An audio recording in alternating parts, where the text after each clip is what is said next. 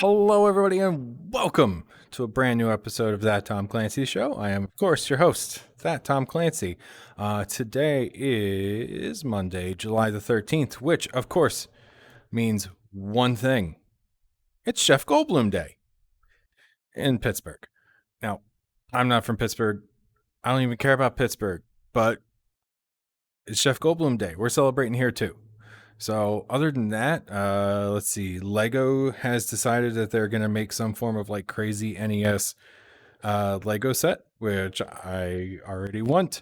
Yeah, that's about it. That's really all I care about. Oh, Simon, thank you for being here. Good to see you. I'm wondering, do you guys celebrate Jeff Goldblum over in the Swedens? You should. He's a crazy guy. The World According to Jeff Goldblum is, of course, a wonderful show on Disney Plus, and that's how I learned about Jeff Goldblum Day today. But enough about Jeff Goldblum. My guest today is my first guest from my own time zone, which in and of itself is something to celebrate. More importantly, though, he has a sick and twisted imagination with the game in the works to prove it. Bits and Pixels, may I introduce Nick Decker. Hi, Nick. Oh, you got to unmute there. Oh, I thought I did. Hi, Tom. Oh, man. Welcome to the show. Thank you. And glad to be here. Thanks for having me. Oh, yeah, man. Of course. As I said in the intro, your imagination is fairly sick and twisted, and I appreciate and approve of that. Yeah, thank you. I grew up with a lot of sick and twisted shows that informed that style. Yeah, I got that. It shows through. For everybody who does not know, Nick is one of the participants from last month's Pitch a Game, and his game, Polter Pals, was one of the handful of games that caught my attention on the first day. So like your game as well as a few others, I did a really quick and dirty stream that day, just like pulling a few screenshots aside. And even though you did kind of give yourself a hard time for forgetting the name of your game in your tweet, Yeah. I found it. So don't you worry. And I gave it appropriate credit in my stream. Awesome. Thank you. So yeah, that was the one thing. I tweeted it out and I looked back at it and that's like the most important thing to put in the tweet. that was fairly important. I'm not going to lie. But if people did a little bit of digging, they could find it. As opposed to, I also had a big mistake that day. As you're aware, as another Unreal developer, the engine loves to remind you that you haven't built lighting recently. And I went live with that error message right over top of the screen. Of course. That's why I just make all my lights movable. So I never have to deal with that. That's why I added in all of my level blueprints the execute console command of clear error script. Yeah, smart. It's one way to handle it. You know, just make every the now errors and then. disappear. Yeah, I mean that's how bugs are solved, right? You just say go away, and boom. Oh, trust me, that's game dev in a nutshell. Is you just hide all the bugs or make them in a gameplay. Or as I believe I mentioned it to Simon last week, Agira Games in chat there, by design won't fix. Mm-hmm. It's the best words, unless you're a tester. So for everybody who might not be familiar with Polter Pals, give us like kind of your elevator pitch. Sure. Yeah. So it is a game where you play as a lonely ghost trying to make friends, but you're surrounded by the living. So the living can't see you or interact with you. So you have to possess them using your ghostly powers of possession and then steer them into hazards to release their friendly souls from within, who will then add you on ghost social media and then read their memes and posts, kind of get context in the world. Yeah, that is a suitably sick and twisted style of game. You can understand why I was enamored. Yeah, it's pretty dark. Yeah, people seem to enjoy that though. well, it's not that it's like dark. Like Darkest Dungeon is dark.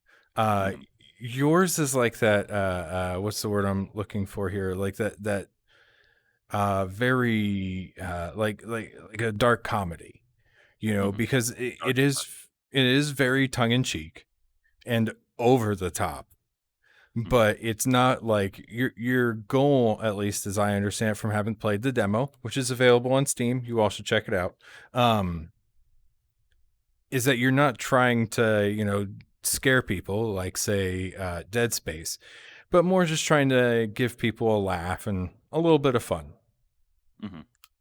Yeah, it's not a spooky game. It's more, I guess, spoopy is the term. Where it's just like, it's the thematically dark, thematically Halloween esque with ghosts and stuff, but it really, like, it's not scary at all. It's trying to make you laugh. It definitely has like commentary in there as well, but it's not scary at all. It's like the least scary ghost game you could imagine. Now, real quick though, based on the demo, what happened to you as a child with dogs? With dogs? Yeah. I actually don't have any problems with dogs. I mean, I was bit by a dog as a kid, so I guess there's something in there by a wiener dog, not a Pomeranian like we have in the game. Okay. But Because no, I don't think there's any childhood trauma with dogs. Actually, the dogs are so menacing because I think there's something funny about that duality of something that's like really cute that is also just like the ultimate death dealer. okay, yeah, because it um, was because I played through all the demo levels, and I was just like, man, what did dogs do to this guy? Because if you don't know, everybody, the dogs are the most lethal thing in the game. Yeah, they Uh, will hunt down all of the living people in a level if you give them the opportunity to. yeah, I think really it's just down to, they're the only one of the only like AI um, entities in the world that can move around and do their own thing. So they just do it. They just go about killing things because that's what they're there for. So if you just let them do it, they will just wipe everything out. And then they are also indestructible because I thought it would be pretty awful to have these little cute dogs in the game and just allow them to be killed. So that is also kind of worked into the story too, is that the dogs are indestructible for a reason. I think that's I'm kind of not gonna, funny that yeah, I'm not gonna go into it. a game entirely about killing people to add them to social media, but the only things that are invulnerable to harm are the dogs. Yeah, well, I mean, people probably would not have liked it if I had these little cute dogs and they just get run over by cars or something like that. That's like the next level of dark. Yeah, the sequel. People are okay with exactly.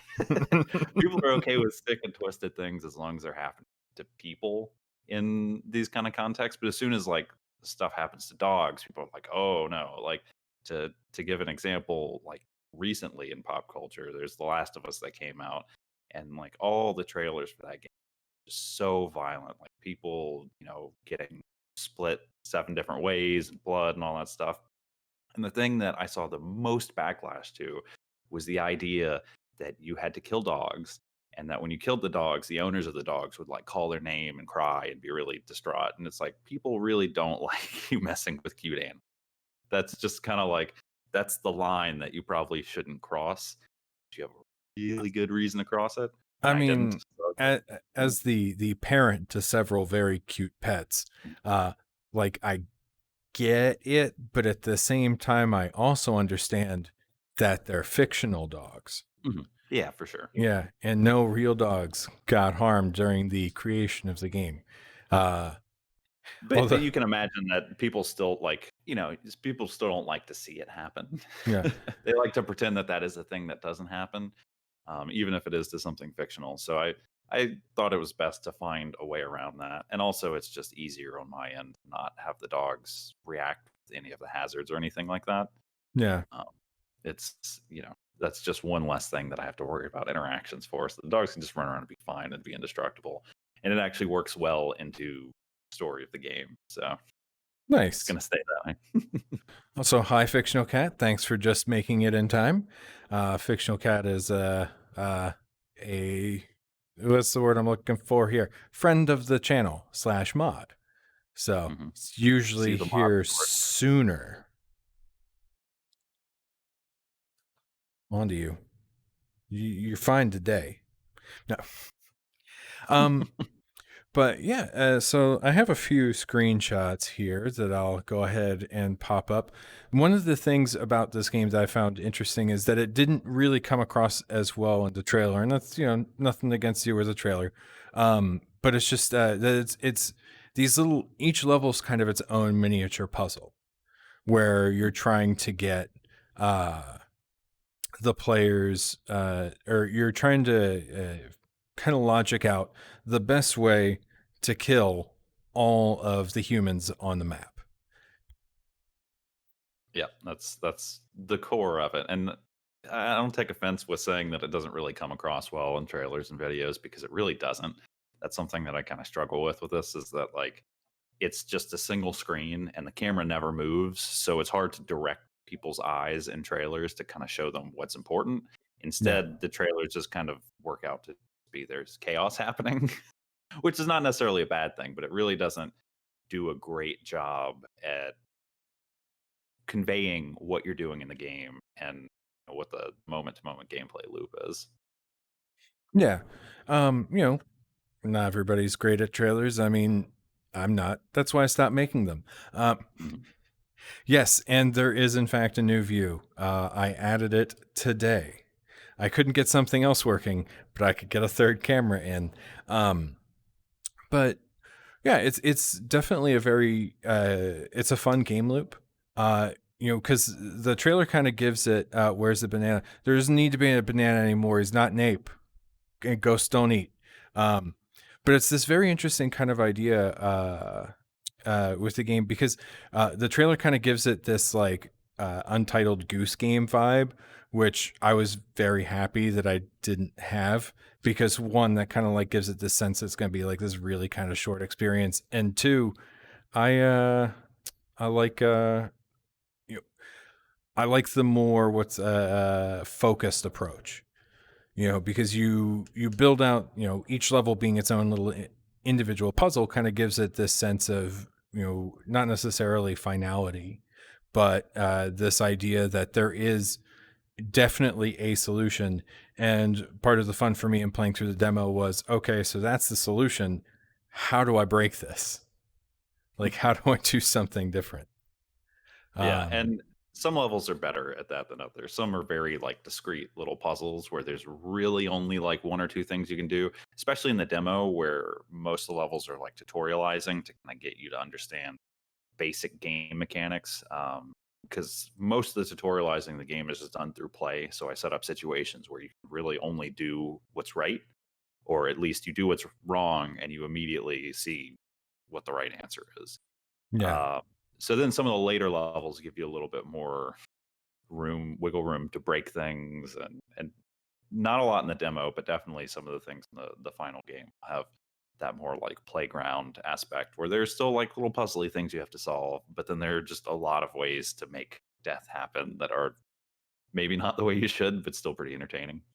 Well, I appreciate that everybody in the town appears to have a deathly allergy to bees, because it gives everybody a wonderful reason to leave bees alone because Yeah. bees are great. Uh, Despite the sting sometimes hurting. And like, no joke, this one time back when I was living in Florida, a bee landed on my arm. I look at it, I'm like, oh, hey, it's a bee. I did absolutely nothing and it stung me. And I was like, dude, Cool. like, Thanks. seriously? You just, what did I do? Did I breathe funny? Did my pulse spike? You know? But yeah, I It's mean, unknowable. yeah, it is. But there are some definitely inventive ways of bringing people down in this game. Mhm. Um, there was you were on his turf, bro. Yeah, you know what, Kenny, you're right. I was on his turf, but Very at the good point. same time, like, uh, You don't have to punch somebody that's on your turf. yeah, Just because they're there doesn't mean you have to be so hostile. I mean, look, dude, I was standing there all peaceful and stuff. I was just enjoying the breeze. And then B comes over and just goes, nope. And bam, sting. And I'm just like, dude, It's not like he came over with a group of people. It was one bee. You know, one lone bee. Hmm. He So, just had beef. Just didn't like you for some reason. I didn't like what you ordered at McDonald's, bud. Why'd you gotta get that double quarter pounder? I'm like, whoa, bee, whoa. I got some sweet tea. Let's share. You know, but yeah, I mean, so you've got fire lawnmowers, heavy boxes. If you're defending your queen with your life, that's your whole thing. You kind of do have to punch someone on your turf. Oh man, Good point. guys, Simon there is talking about the bee. He's defending the bee, and it's not like punching someone. Like that bee was like literally, effectively, just like Bad. stabbing me through Yeah. himself. And killing himself to do it, right? Yeah, Like that's yeah. So he's very much like, all right, hardcore. cool. Let me get my back up to this Tom guy here. Let me grab this sword. Phew. All right, I got him, but I got myself in the process. So yeah, everybody, this, for everyone who's just coming in now, this is Nick Decker. He is the developer behind a lovely little game called Polter Pals, in which you play a ghost who's kind of missing a few friends. So you kill some people to add them to your social network of choice. There was a great just like play on language with so the basics of the game all runs through the ghost phone. And when first I saw it, I thought it was just misspelling. And then it dawned on me, world map had two P's. And then it was all like, oh, because it's an app.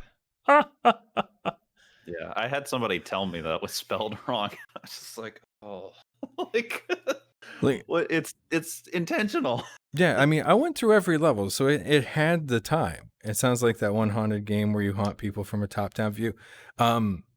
It's very similar, but this one's funny. Mm, the key difference, Yeah, the key or difference. or very trying very hard to be funny.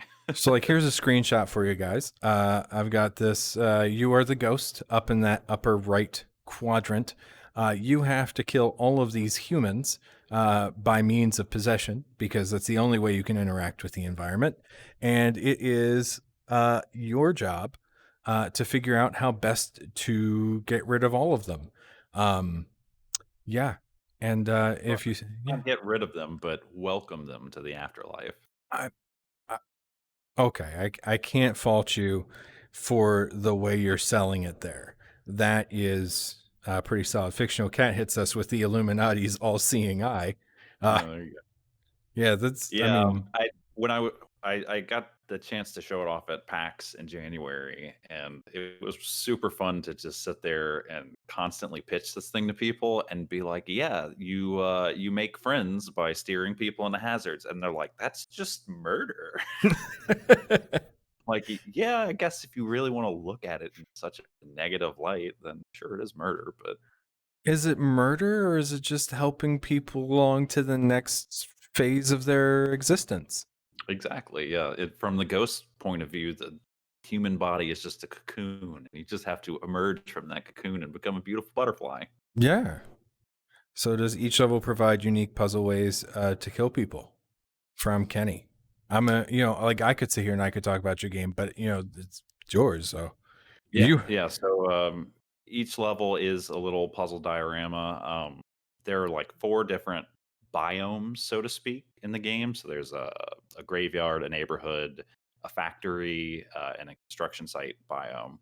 And each area has their own sort of uh, little hazards, little mechanics that you're going to be using over and over again.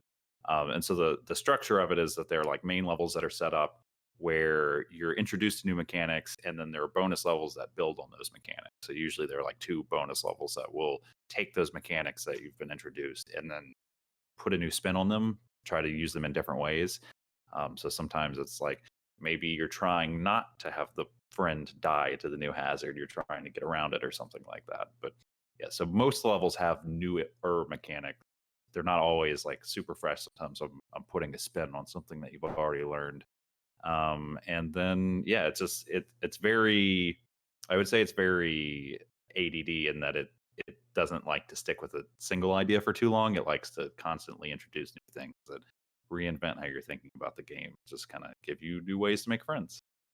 Yeah, that definitely comes across, at least in the demo, because you do a very quick job of like, all right, if you drop somebody into this particular hazard, this is what happens. And you found a good balance of making a game that has a lot of complexity and depth while keeping the kind of core of it fairly simple.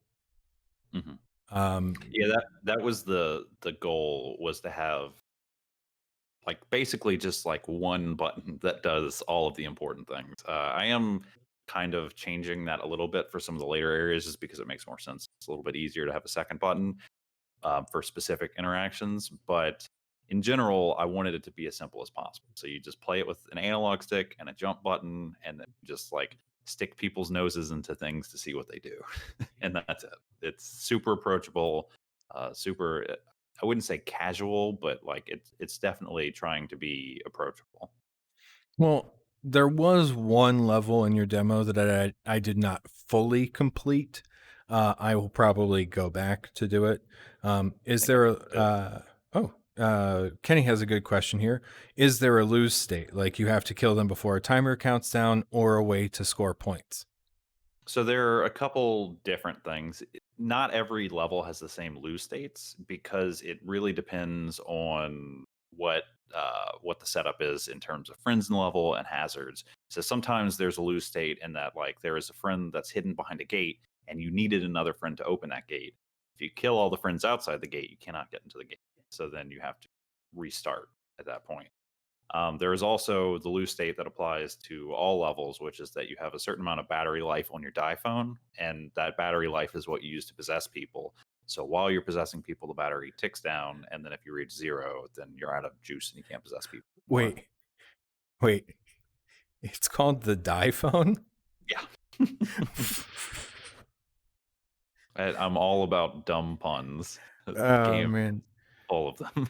You know, I don't I don't like puns as a general rule. But that one's good. I Uh, mean, the game is chock full of them, so you might have an aversion if you really pay attention. You might have nobody tell my wife that I like that pun. Um, so shh. yeah, I mean, technically, world map is also funny. Yeah, I mean it is, but that's like that like clever like app developer techie kind of like visual pun as opposed to Mhm. like a pun. Yeah, and it's not just a pun for pun's sake, but it's like kind of making fun of that like techie app developer tendency to give like a cute name to things and all that. So Yeah, I will it's say though, for a die phone, it sure looks a lot like a undead droid. yeah, I mean, I use Undead Droid personally, so that might be why. I did not model it off of an iPhone. I just sort of I die phone Clearly. was the best pun that I could give it. I'm just Yeah. familiar with the Android interface, so that's what I stuck with. Do victims what, Kenny? I am on the edge of my seat. Do your victims ever notice you? They can't see the ghost, but they can see other things happening. So, like for instance, if they see another person die, they will notice that and they'll get scared. And that's actually a mechanic in the game is that if a living person sees somebody else die, they'll run away from it, like literally hightail it backwards at like two times their normal speed. And so you can specifically scare people and set up puzzles to where they'll see horrifying things that will traumatize them so that they'll just run faster and that you can use that to solve puzzles.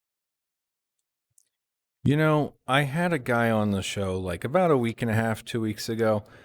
You'd probably like him. He was the screenwriter of a like kind of revengey horror movie. I have a hard time believing that the both of you had fairly normal upbringings, which you both appear on the surface to have. Yeah, I mean, we all have our darkness deep down inside, but I had a fairly normal life. And, outside of making this game that is absolutely dark and twisted, pretty normal guy. Don't do any dark and twisted things in my daily life. Well, maybe I should stop sacrificing people to our Dark Lord in my basement. I mean, um, See, so it's the people that don't ever show any of that on the outside that you got to worry about because those are the people sacrificing their basement. like Ned Flanders. Ned Flanders probably does have some dark stuff going on. Oh, Kenny used to draw people used to draw monsters eating people as a kid. Good to know. I'm surrounded by psychopaths. Are there any enemies that can stop the ghost? So From nobody can stop the ghost, but you do have to use the people that you're possessing to get things done in the environment, and things can stop the people. And so if they stop all the people, then the ghost is ineffective at doing it. Because the ghost cannot interact with the world, the ghost can only possess people to interact with the world. So, for instance, if you're possessing a person and you need that person to open the door, and the dog just jumps out of nowhere and grabs the person, you can't open the door now. Same thing, there are bosses that will go after the people too. So there's a serial killer is the boss that's in the demo, and he likes to throw big butcher's knives. And if he impales bosses, somebody with you them, say? yeah, if he impales somebody, you can't use that person. But yeah, I there are bosses. There will be 4 in the final game.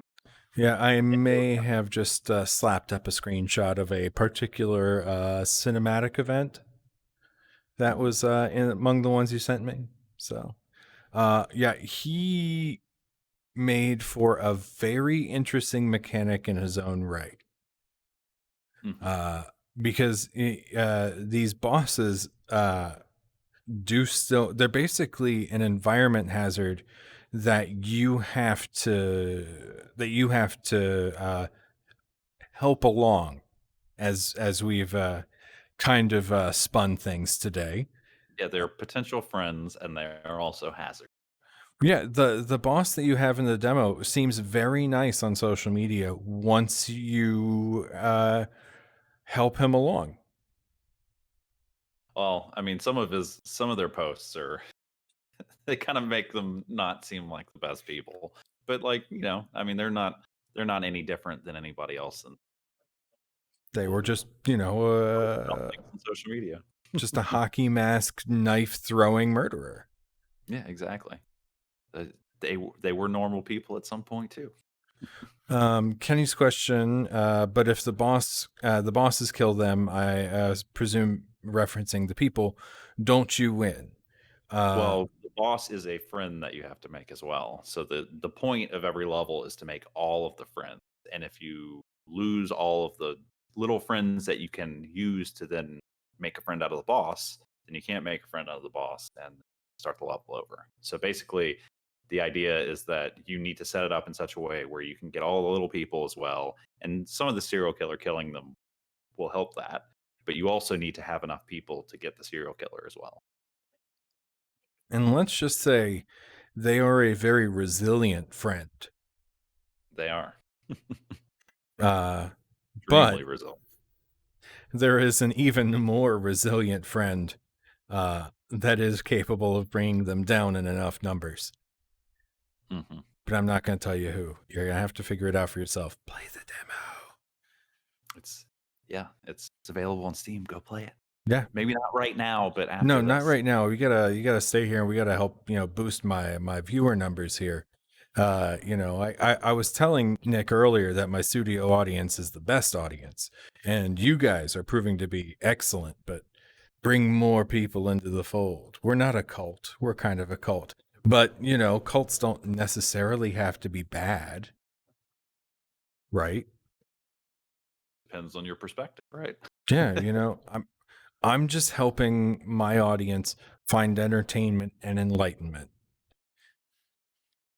you And, know. one thing, so you've got the studio audience, but you don't have the laugh track from the studio audience. You need these guys to be providing you with laughs and other reaction shots.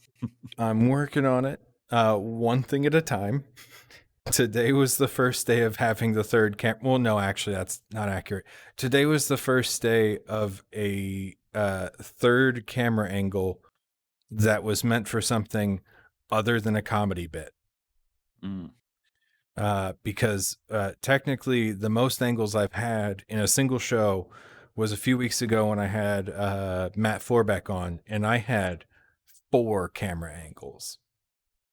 sounds like a technical nightmare. Well, yeah, but I mean, when a guy writes for like D&D and stuff, you kind of have to summon them through occult rituals. And well, if you're going to be doing occult rituals, you kind of need to have more than your standard 2 camera angles. Hmm. Fair enough. So, Fair enough. I mean, the 4th camera is still somewhere out there, but I'm not using it right now. Hmm. Well, now I'm Um, sad you didn't have me like come in as a person and then get ghosted. Now, that would have been something on like the Streamlab side of things. And Mhm. Yeah. no, no, I Yeah, mean, that's like, yeah, I'm still working towards my holy grail of everything controllable from within Unreal. that would be nice. It's One possible. day. Yeah. You got to get there. Yeah. I got to figure out how to start a Windows level macro from inside Unreal. That's above my pay grade. Yeah. I have a friend who does that, but unfortunately, he got a big boy job. So uh, I kind of have to figure it out myself now. Hooray. You'll get there. I believe in you. I'm glad You got somebody the third does. camera angle, so you'll get it eventually. Oh yeah, hold on. So let's start that 3rd camera angle out there again. Yeah, you guys can't see me, so why am I acting? But there it was, 3rd camera angle. Oh man, that was fun. So you'd mentioned 4 distinct environments. Mhm. The first one is kind of like a suburban town. What else are we looking at here? So the suburbs is the second one. The first one is like dark graveyard. So all the graveyard stuff takes place at night. It's Okay. basically just you know you're going around in the graveyard. It felt kind of thematically appropriate for a game about a ghost. The ghost to start in the graveyard, sort of move outward as he makes more friends. So you transition from the graveyard to the neighborhood area. So the neighborhood area is just a bunch of like Tim Burton esque suburbs that are kind of twisted and weird, but mainly just suburbs. There's some stuff that's like highway stuff in there too. So one of the levels is kind of Frogger esque, like you're trying to get across a highway with a human without getting hit by a car. And then once you get out of that, you transition to a construction area, which is a bunch of heavy machinery and hammers and wrecking balls and things like that. And then you transition from that into like a new age, very modern like factory. Like if you can imagine like what a Tesla factory might look like on the inside. And so there are a lot of things in there like conveyor belts and crushers and um, laser beams and things like that. I'm sorry. When you said Crusher, all I could think of was Futurama and the Crushinator and how she Mm, loves Bender. I don't remember that one. Oh, God. It was, geez, that was the 2nd episode when they went to the moon and they end up finding the moon farmer out there with his 3 robot daughters. Oh wow. No, I don't remember that episode. Oh, man. I Sorry. I Yeah, have like I would have remembered encyclo. the Slurm one if you had said that, but Yeah. we're going behind the scenes in the Slurm factory in this game. Grunkalunka, dunkity dunkada. Uh, so what was I just thinking? There was this, that's it. So yeah, fictional cat is, as a cat, very, of course, uh, really looking forward to Wrecking Balls. And isn't that the one with the space bees? No, the space bees was a separate episode. Yeah, that's a different episode where they're going for the royal jelly. Yeah, great episode though. But kind of going. You mentioned a construction site as well as like a modern, like kind of Tesla factory. Are you looking at bringing like more dimensionality out, or not like dimensionality, but like quite literally adding a 3rd dimension, like a height to it as well? Because the maps right now are kind of uh, planar. Yeah, I see what you're saying. There are Yeah. some levels where there is a little bit of dimensionality. Um, some of them kind of three dimensional, where you can move around on the ground, but you're also kind of jumping up some things to get to places, and like using destructible elements in the environment to create like ramps and stuff for you. And then there are other levels where it just like swaps that plane, that two-dimensional plane of play, to be you're just looking side on. And you have things like elevators and stuff like that that you can get around. Nice. It plays with some of that a little bit, but again, with like most of the aspects of the game, it tries to like go for the scatter shot, a little bit of everything approach, where you're never like bored of one mechanic, or not spending a lot of time on verticality, and not a lot of time with fun, ridiculous hazards. Yeah. And then some levels where it's all like, hey, here are all the mechanics that you've learned so far. Have Yeah, fun. those are the fun ones where it's just the sandbox of death. It's just Yeah. everything you know how to play with, and just do whatever you want to do. Those are the ones that get the biggest laughs for sure. Yeah, and they're also the ones, at least from my perspective, that feel the most rewarding because they're the ones that really kind of make you scratch your head and figure out what you're supposed to do. Mhm. Because I mean, when ultimately, every game kind of boils down to a puzzle, whether it's Mario or Halo. Some are just a little bit more direct with the puzzle than some of the other ones. And yours is one of those very direct kind of Mm. puzzle games. Yeah, S- it uh, is. It is wearing the puzzle aspect on its sleeve. Sure. yeah.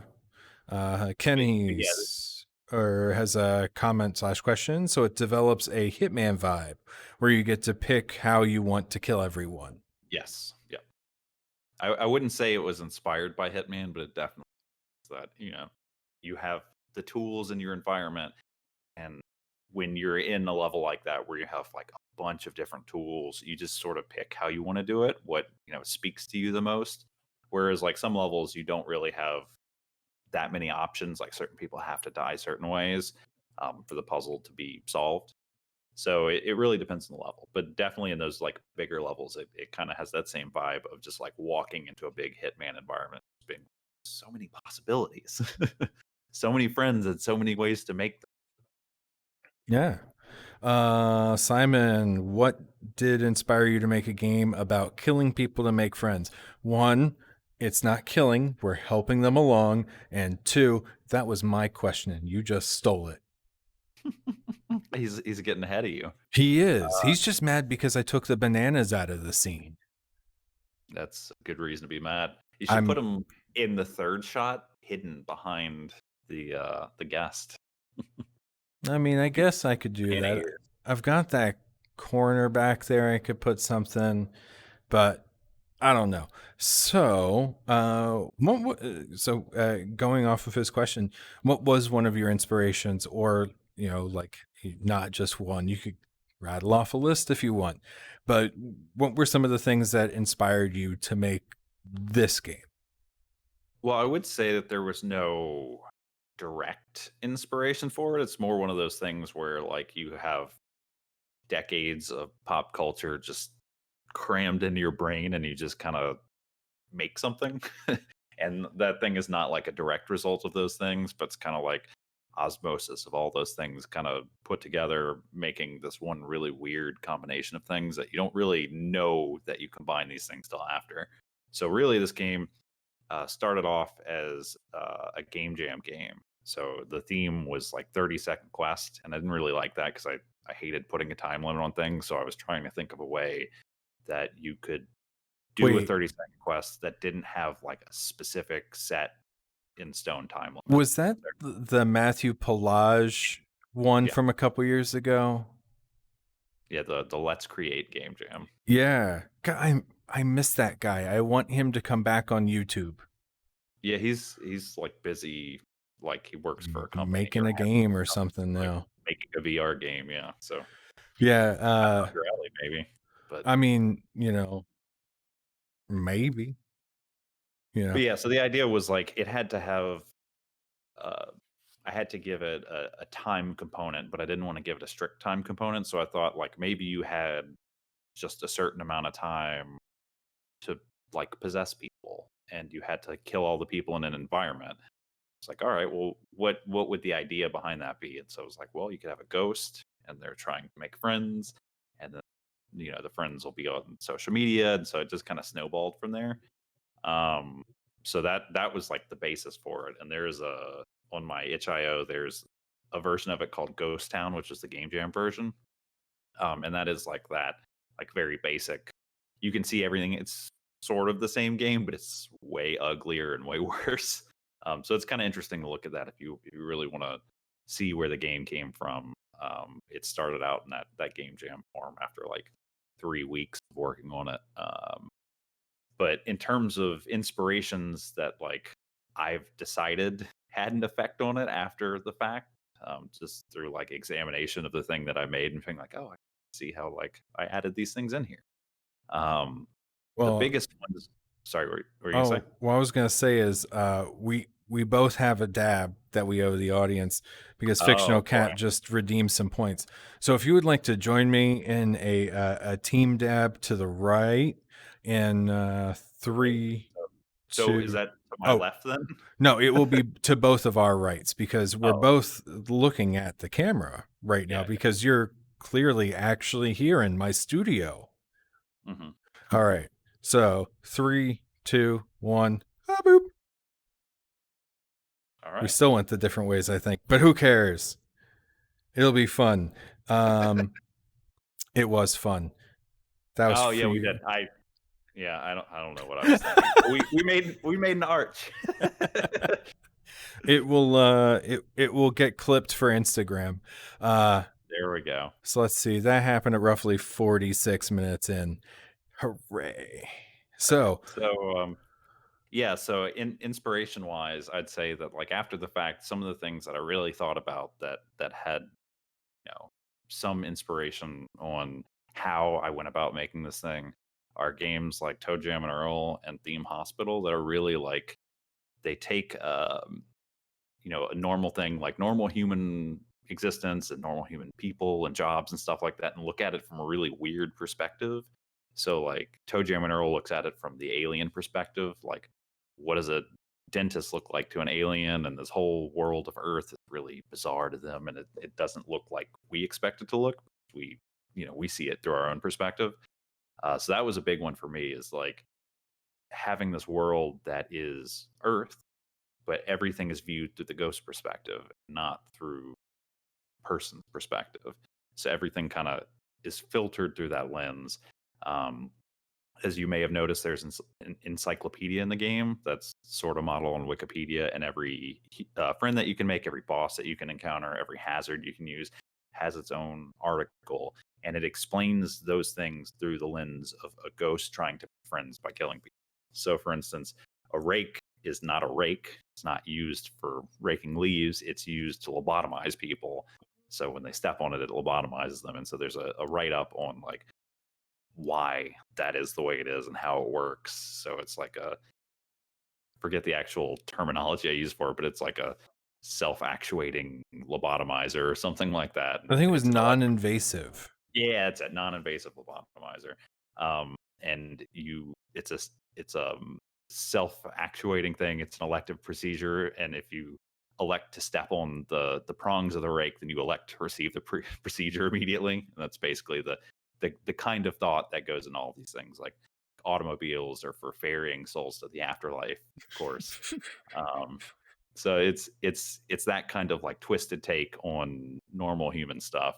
And then Theme Hospital also just like having a bunch of just really different like weird mechanics in there. Like instead of having all these really weird sicknesses and ways to cure people, it's all these really weird ways to just make friends. So those are some of the big ones in game form that I thought of. And then just everything, like the whole game is very like pop culture aware, and it makes a lot of references. Humor's all over the place, social media stuff. But there are all kinds of references in there and inspiration for how the story goes and that kind of stuff. One of which we actually kind of talked about before the show, but this guy up here kind of is an inspiration. Um, it might seem weird, but RoboCop is a big inspiration on this game. Hey man, inspiration comes from where it comes from. Kenny asks, how does a rake do that? To which I will just simply say, Sideshow Bob. Yeah, I was about to say there's a GIF of Sideshow Bob that is really appropriate for that. You know, I appreciate that we both went to the same place on that. It's a good GIF. It's classic comedy. Yeah. I mean, for me, it wasn't a GIF; it was television. But Oh yeah, yeah, yeah. for sure. Yeah, I mean the Also, episode's classic as well, but the GIF is around for people to see now. That you also gain super bonus points accessible. for properly saying GIF. Mhm. It's the only way to say it. Yeah, the dude who created it is wrong. Um, 100%. yeah, sorry, bro. That's not how language works. But Yeah, what do I know? I only speak it.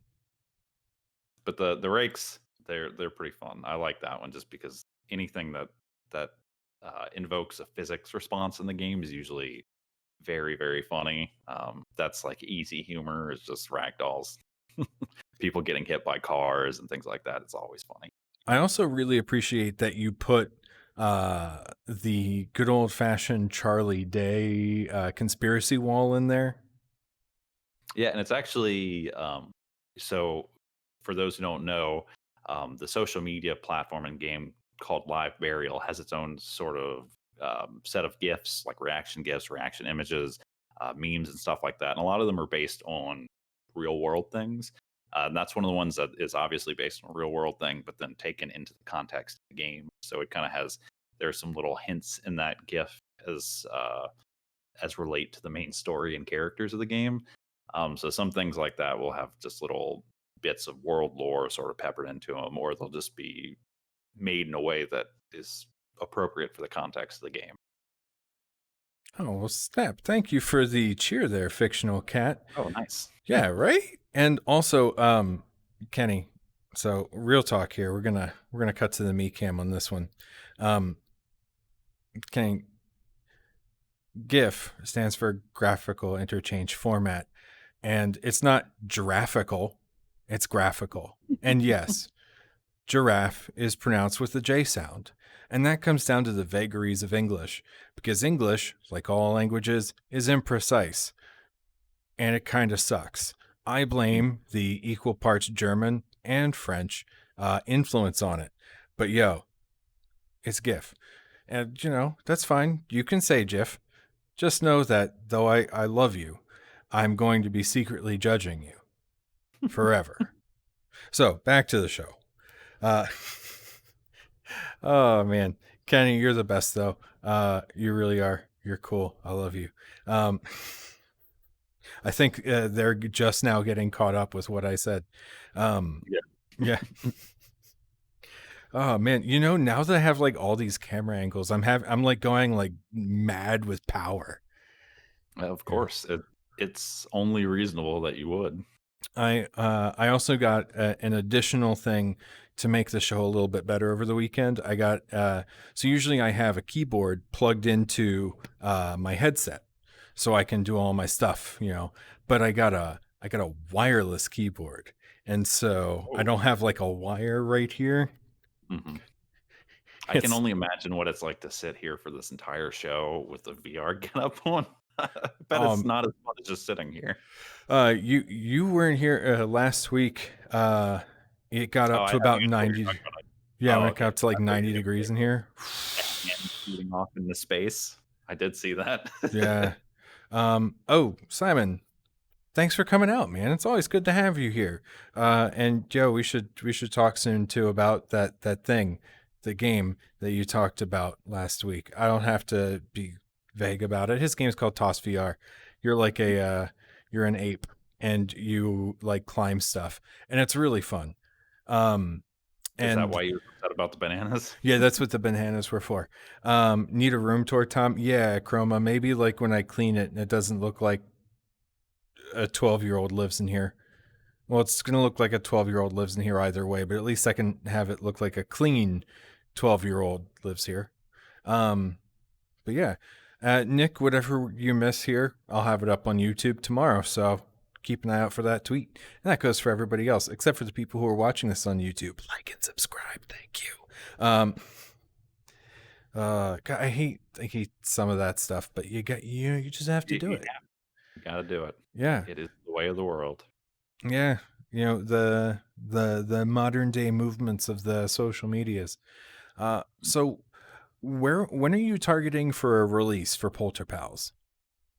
Boy, I'm hoping to have it out in sort of the September October timeframe. Oh wow. I always have a goal that's like 3 months out, and then it seems to slip. But like I'm really at the point where it needs to be done, and it's really just buckling down, finishing it, having the motivation to finish it, which is the hard part of being an indie dev. It turns out. Yeah. Um, so yeah, so hopefully, I was at PAX. I was saying summer, but it's looking like fall. What I would say. That's not so bad, and I would have also accepted when it's done. Yeah, I mean that's definitely the Yeah. truest answer is when I'm finished with it. But like from a financial perspective, it has to be done sooner rather than later. Yeah, money that Money that I evil. don't have. Yeah, but you were the first person on the show who has received, and was it just an Unreal Dev grant or was it one of the Yes, it Epic? was Unreal. So it's before they Okay. launched the Epic Mega Grants campaign. Well, I mean, it's Yeah, effectively the same thing. It's just, just bigger and more money and yeah. So you're the first Unreal Dev grant recipient we've had on the show, and the second one I've ever met. Who was the first? Do you know Tesla Dev on YouTube? I'm not familiar. He was one of the first uh Unreal 4 YouTubers out there, and he had made a whole bunch of tutorials and whatnot. And when the Unreal Dev Grant thing became a thing, he was also within the first few rounds of recipients. And Did he get it for the tutorials? yeah, That's cool. I always appreciate that Epic does that. That the grants are not just for games, but they're for all sorts of things. And not even all of them actually make money for Epic. Like I don't know if you're familiar with Adam Phillips, but he does the Brackenwood cartoons, and he got one of the Epic mega grants for his animations, and Epic makes no money off of that yeah. and has no reason to incentivize that other than just people making cool things. So it's really cool that they did that. Um, but yeah, so I was lucky enough to receive one, and that was about a year or so ago, and that really helped. That basically took the project off the shelf for me because it was I had shelved it at the time, and I was working on my own skills to be a little bit more marketable to get a job, and then I got the grant, and I was like, well, guess I can work a little bit longer on this. So Man, yeah, it was take it from me, jobs suck. good. They Uh, do. Fictional Cat says you should add my head to the game as a tool for making more friends. Your head, is there something? Oh, your head. Yeah, Okay. you know, Hmm. Yeah, my I'd have to. lovely CRT here. Don't Yeah. worry, it is made with an actual full license of Maya, so you don't have to worry about any of that student BS. But it is unoptimized for game engine work because Yeah. I was lazy when I made it. Yeah, I would have to think of a appropriate way for that to be used to kill somebody. Well, if it were like a big fancy television and CRTs were super heavy, Fall on people. Yeah. I mean, they used one to kill Matthew Lillard and Scream. Sorry, spoiler. For a almost 30-year-old movie.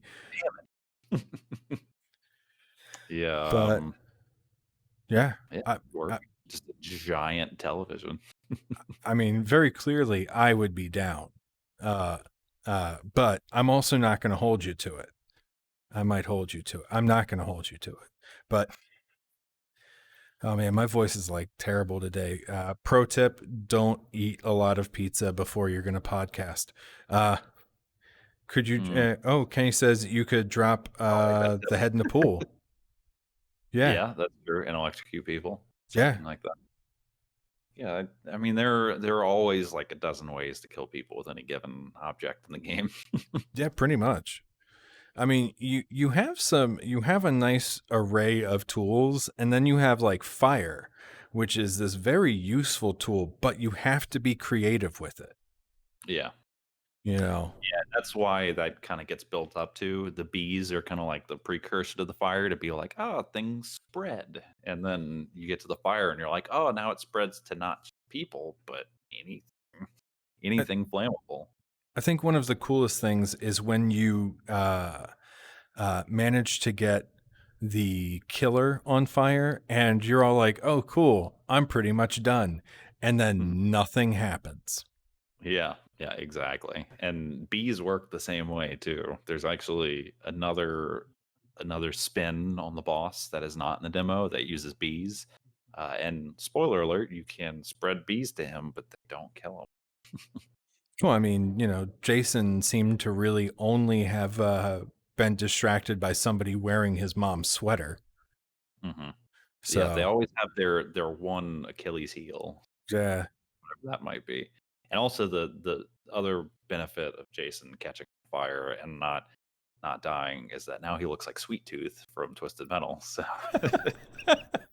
God, I didn't even notice that, but yeah, that's definitely there. I haven't played Twisted Metal in forever. yeah, classic game. I guess they did put one out on, The PS3. yeah, but I only played a little bit of that one. Twisted I Metal Black is where it was at. Yeah, I was at that E3. That was 2011, and I was waiting in line to play it. And then I've heard that the line was like 3 hours long, and I was like, "Well, hell with this," and I Yeah. left. Ooh, thanks. Yeah, I Yeah, I mean, have not yeah. been to E3, but uh, that's kind of what I hear is the general like consumer perspective there is that it's just really long lines. Well, it's like the interesting thing about E3. The first I went from 2010 to 2015. I went every year except for 2012. Um, and the lines got significantly longer in that 5 year time frame. From 2010 to 2015, and it's easy to like kind of point fingers and say it's all like, oh, it's because all those bloggers and YouTubers, and there is a touch of truth to it, but the real truth of it is that if you're willing to pay to get in, they don't really care if you have the appropriate metrics to get a press pass. Yeah. So it's like, I mean, a ticket for E3, if you don't qualify for a free ticket, is $1,000. Yeah. And what and I you think know after that, didn't they just like it I think it might have been after 2015 that they just opened it to the public yeah, anyway. yeah. So And it then didn't. it's, like, no, no offense to the public at all, like the public's great, but I mean, like, the whole reason that shows like PAX came about is because the public couldn't go to E3. Mhm. The whole but if E3 wants to continue with its current model, then it needs to kind of pick something up like what Gamescom does with the dedicated press day. So that way Yeah. the press has the opportunity to get in there and get all their work done with minimal interference, and then open it up to the public. But Yeah, I think E3's problem is that it just doesn't know what it wants to be. It wants to be that trade show industry event, but then it also wants to get a bunch of money from people coming in. And you can't really do both effectively at the same time without just becoming a nightmare. yeah, So they really have their work cut out for them, especially having to cancel this year and the issues that they were already having this year. It seems like they were going to have to come up with a better plan anyway. yeah, like, how hard is it to, I don't know, encrypt people's data? If Yeah, you're going to sit there and you're going to have everybody's personal problem. information. Mhm. Yeah, yeah, it's that was pretty bad. And then just in general, just fading relevancy and big companies pulling out before the whole coronavirus thing happened. So Yeah. Well, I mean, it's yeah, however many millions of dollars to run your own show at a live venue, and then however many millions of dollars to run a booth at E3 in that same week, when you could just produce your own show from home. So, I mean, yeah, yeah, is what it is. We'll figure it out moving forward. they're Uh, definitely. definitely benefits. Like I haven't gone to PAX. It's nice and it gets you in front of an audience, and it's like the most forgiving audience you'll ever have because they're people that are there to see games and are excited to play games. So it's great to have that kind of setup, but it depends on the money and just the effectiveness of how it's organized. So PAX does a really good job with that, and E3 it's a little bit more skewed. Yeah. Um, so they'll have to work on that. I was actually kind of excited though because I was going to go to E3 this year. I never even thought of the possibility of going to E3, but just the concept of going there to network with people in the industry and having found out that for industry people it is free, which I didn't know.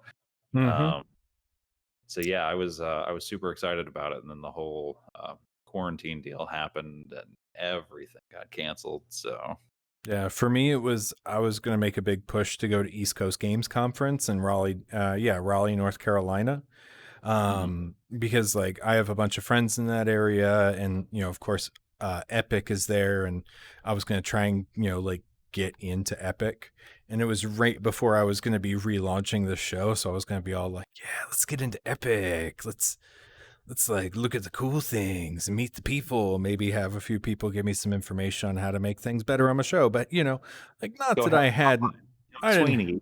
yeah, I didn't have an ulterior motive. It was all just for fun. But and then of course that happened. Like as soon as they got their first confirmed case in Raleigh, I was like, "Yep, nope, not even bothering, not even bothering."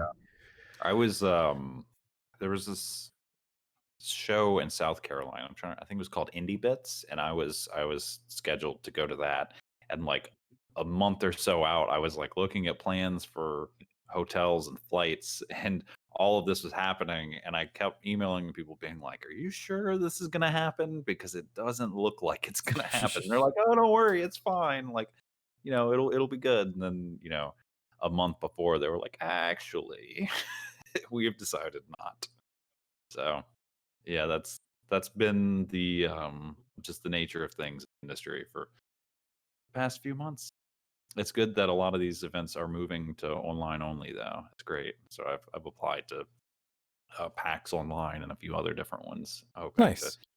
be able to show my game off to at least an online audience, which is nice. It is nicer to be able to interface with people face to face at a show, but you take what you can get. Yeah. There's definitely been a lot of pivoting this year, and it's nice to see that a lot of people have been able to pivot well. Mhm. So, Yeah, I mean, it's making the best of a bad situation. Sure. I would yeah, much rather just have online events than risk a bunch of people getting sick. So yeah. that is where we are at. To hell with you, 2020. To hell. Um, It is hell. yeah, It's hey, already 2020, why don't you become friends with the ghost? there you go. Yeah. Yeah. Will 2021 be better? Yeah. We I'm said not going to say the same thing anything about because next year. when 2016 rolled around, we said, how could 2017 be any worse? And then it happened. And then 2018 and then 2019. And here we are now. Like, let's just stop saying this stuff. Yeah, Like, maybe let's not jinx it, guys, yeah, please. let's not screw this one up. Um, well, I think, I think it might be time for the Oh, 5 questions. here we go. So, as I mentioned to you earlier, there is a theme this week. And for those of you who missed the beginning of the show, July 13th is a very special day in the city of Pittsburgh, Pennsylvania. It is Jeff Goldblum Day, one of their most famous children, who has gone on to be in several films and television shows and movies and games and you name it. He's probably been in it because it's Jeff Goldblum and the guy's crazy. Uh, and because of that, even though we're not in Pittsburgh and I'm not from Pittsburgh and I honestly don't give a crap about Pittsburgh, I do give a crap about Jeff Goldblum. So your 5 questions are all about Jeff Goldblum. I like this a little bit better than Pittsburgh. Yeah. I have a So, chance. you say that, but trust No me, problem. fair. Yeah. I went deep for these. Uh, First question, question number one. Why is July 13th of all days Jeff Goldblum Day? Boy, that's got to be pretty deep. Is it his birthday? It is. July Okay. 13th is Jeff Goldblum's birthday. Oh, that was Congratulations on the lucky guess. a lot easier than I thought it would be. I started going a lot deeper and more complicated, and I was like, wait, pull back. What's the most logical one it could be? Which is always weird with Jeff Goldblum because you can either apply pure logic or pure non-logic, and it's nothing in between. It's one of those two. Mhm. So, question number two. What was Jeff Goldblum's first ever film credit? Tough. Got it. I feel like it's got to be something star in, which means I probably wouldn't know what it was. What was that one? As like men are from Mars, women are for Venus, or whatever. Earth Girls Are Easy. Earth girls are easy. Yeah, is it that? No, it is not that. Got to be prior to that. Huh? It is prior to that by at least a decade. I feel like I've heard this before, but I'm gonna throw on the white flag here. I don't know. It is the 1974 classic Death Wish. Oh, really? He did not have a named role, but he was in it, and it is listed on IMDb as his first film credit. Wow. What did? Do you know what he did in the movie? I presume died. Yeah, I No, was thinking. But I've never seen Death Wish. I know that they remade it with Bruce Willis, and apparently it was terrible. But yeah, I didn't see that either. nah, like there's so many movies that came out before I was born that I will just never see, and I just Mhm. own that Death Wish is probably one of them. Yeah, probably. I hear it's a classic, but I like a mean, grindhouse kind of. yeah, they say that about a lot of movies. That Mhm. shouldn't be. Uh, True. so, question number three. Which of the following cartoons did Jeff Goldblum appear in as a voice actor? Captain Planet, The Simpsons, or Tom Goes to the Mayor? Hmm. The Simpsons. Uh, it was a trick question. He All appeared in all of them. okay. Yeah, I could remember. Didn't he reprise his Ian Malcolm role in The Simpsons? He actually played a different named character. Okay. He was not himself. I can see it, but I can't read it in my head. And Tom Goes to the Mayor. He was definitely Jeff Goldblum in that, Hmm. and he was a villain in Captain Planet. Oh wow. Yeah, I Yeah. know, right? Very eccentric villain, I guess. I mean, it's Jeff Goldblum. I think he might be the villain in everything. Uh, Could be. Yeah. So partially right. yeah, you got 0.3 of a point. All right. Yeah. So you have I'm okay with 1.3 points right now. Question number four. A man of many talents, Jeff has also lent his voice to video games. What was the first game Jeff was in? that. Mm. I will give you a hint. It is from 1996. I mean, that's not much of a hint, but it gives you an idea of how far back it goes. Yeah, that's pretty far back. God, I'm trying to think of what games I played that he's voice acted for. 1996. Oh, is it that like Toontown animated game that has Christopher Lloyd in it? No, it is not that one. Uh, Something with Jurassic Park, maybe. No, it is not a Jurassic Park game, unfortunately. But Well, it I'm is no based idea. on a series of books. Oh, a Uh, series of a books. series of books written by one of the most prolific writers of all time, who might write a genre of scary things aimed towards younger readers. Is it like a Goosebumps game? Hey, you got it. I He didn't even know there was a Goosebumps game. There was. It's called Goosebumps Escape from Horrorland, and it serves as a prequel to the Horrorland book, Okay. which I didn't even know was a book because, like, even by that time I was done reading Goosebumps. Mhm. But like, yeah, and I mean, it was a game, but it was like one of those like visual or interactive movie games that Mhm. were big in the mid to late FMV, 90s. yeah. So I'm kind of glad we got past that, but at the same time, I kind of miss them. Some Um, of them are pretty fun. It can be yeah, pretty entertaining. they did have one in Star Trek where you were fighting the Borg and Q was your friend. Just like an on rails shooter kind of deal. No, it was an interactive movie. It was interesting. I never beat it. But yeah. All right. I was a big Sega fan, and so I didn't get a Sega CD at the time, but like going back and collecting Sega CD things, very like there are a lot of FMV games, a lot of Yeah. ridiculous FMV games. Yeah. I'm glad that era is long past. But all right. Final question. Question number 5. Uh, Jeff does appear in a single ghost movie as the main character, Ichabod Crane, in NBC's production of what famous ghost story? Sleepy Hollow. You got it. I think you are the first person to get over 50% of the questions correct. Well, technically, I got 2.3, right? No, So, technically, you got 3.3. I guess yeah, the Goosebumps one. I wasn't even considering that because I'm you gave considering, I may so have like led you there, but I mean, like, yeah. you can lead a horse to an dictionary or to an encyclopedia, but you can't make a thumb to the right page. Mhm. Fair So, enough. I'll take it. If you want to yeah. give me the, I'll Oh, take I'm it. giving you the point, Nick. You got the Awesome. point. So So, Hall of Fame, Nick is right at the top, huh? yeah, you're up there. You're up there. Awesome. Like, yeah. Yeah, I think if I would have to go back through and figure this all out, but you're definitely, better off than, I'll say a solid 65% of my guess so far. Fair enough. I'll take So, it. I like it.